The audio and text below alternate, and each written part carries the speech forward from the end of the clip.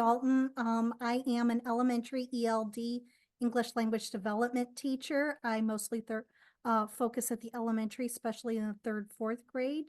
I work at the City of St. Charles School District, and I have been a teacher for 23 years. All three of those 23 years have been working with students learning another language. I think one of the biggest challenges that I see that we're facing is the kids are lacking independence and grit. It could be anything from when I'm doing breakfast duty and the kids fill one table at a time, and we have kids kindergarten through fourth grade, which is how our elementary is structured, they come in and stare at me. And I have to ask them, where's everyone else sitting? And then they have to like look for some kind of like sign, like, is it okay for me to go sit down? So being able to build their independence, build their grit. That's one of the reasons why I started looking at transformative learning when Dr. Seifert had sent out an email. I was thinking, I've been in education for a while. I think it's time that we start looking at ways that we can transform and become greater. Sorry, I use my hands a lot because I work with students who don't speak English. So if you see them flying around, I'm sorry. 23 years, you can't get out of it.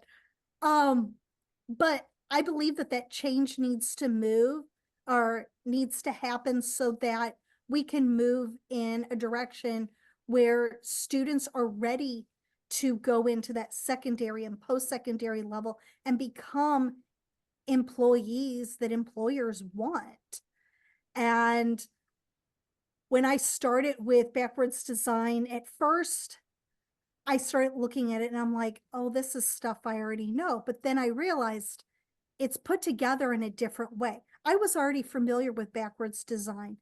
At my building, we take the curriculum, we take the Missouri standards, we are funneling it back. We are doing that backwards design, but looking at backwards design through the eyes of what can we do during these points to help our students become more independent, be able to express their needs, be able to express their thoughts and not just regurgitate information that we're giving to them, is something that is really central to transformative learning.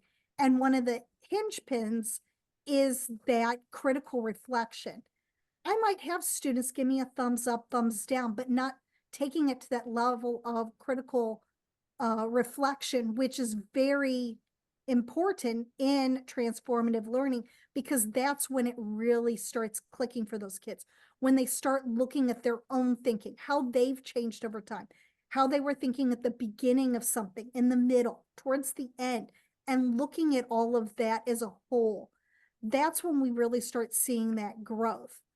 And something that really caught me was actually an example that was in the training about a Harvard professor that had never really learned how to swim. And so he decided, I'm going to learn to swim. And he went to go learn how to swim. And the swim instructor was a great instructor, was showing him what to do, but he just didn't get it. Like, he moved his arms like the instructor was, but he was going under. And that was really funny because it reminded me of when I was in summer camp when I was 7 years old. My mom sent me to summer camp and put me in swim lessons. But do you know what? The swim lesson instructor isn't the person that taught me how to swim. It was another 7-year-old that asked me, do you know how to dead man's float? And I go, yeah. And goes, okay, well, just start moving your arms and legs. And that's how I learned how to swim. And that's part of transformative learning, is the students are involved in the learning and the teaching also. It's not just the teacher. Like, we've gotten away from the sage on the stage, and involving the students in being able to teach the other students.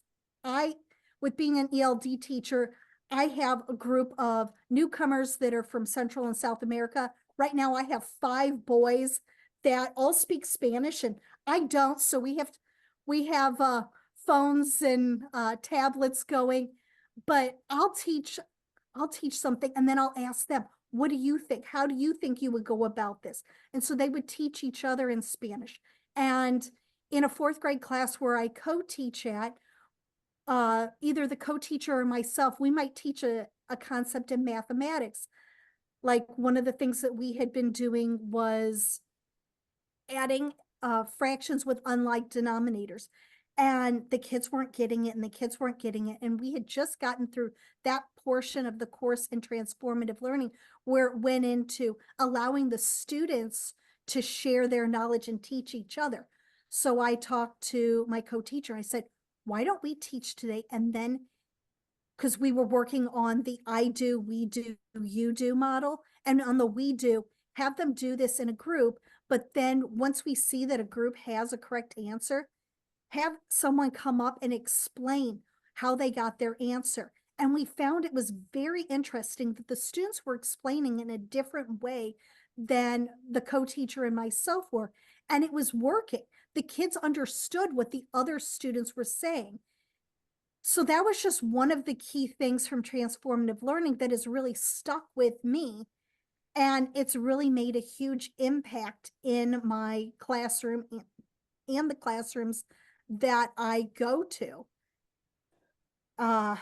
Sorry, I got so involved I That's, missed where I am in my notes. But yeah, basically nothing breeds success like success. So if the students are being successful and they can help each other, we all know that that saying that to really understand a concept, you need to be able to teach it. Even if you're only able to teach it a little bit, that confidence of being able to teach other students is going to make you want to go forward and dive deeper. Put yourself out on that ledge. Be open to learning. Be open to doing more things.